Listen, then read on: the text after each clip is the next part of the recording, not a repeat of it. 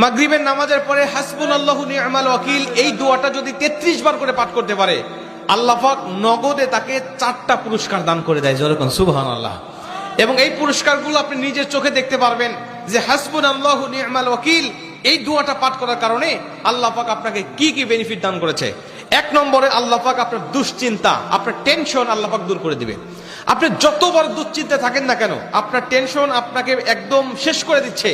আপনি যদি হাসবুনাল্লাহু নি'মাল ওয়াকিল মানে আল্লাহ আমার জন্য যথেষ্ট, আল্লাহ আমার জন্য অভিভাবক হিসেবে যথেষ্ট, আপনি যদি দোয়া করতে পারেন, আল্লাহ পাক বলেন যে আমি আল্লাহ পাক তার টেনশন, তার দুশ্চিন্তা একেবারে দূর করে দেই। এটা হলো প্রথম নম্বর বেনিফিট। দ্বিতীয় নম্বর বেনিফিট হলো যে এই দোয়াটা যদি কোনো ব্যক্তি নিয়মিত পাঠ করতে পারে, রাসূল সাল্লাল্লাহু আলাইহি ওয়াসাল্লাম বলেন যে আল্লাহ রাব্বুল আলামিন তার বিপদ আপদ বালা মুসিবত আল্লাহ পাক দূর করে দেয়। এটা আল্লাহ পাক নিজেই তার জন্য সাহায্যকারী হয়ে যায়। বিপদ আপদ বালা মুসিবত তার সামনে আর কিচ্ছু রাখে না। আপনি যত হাসবুনাল্লাহু নি'মাল ওয়াকিল পাঠ করবেন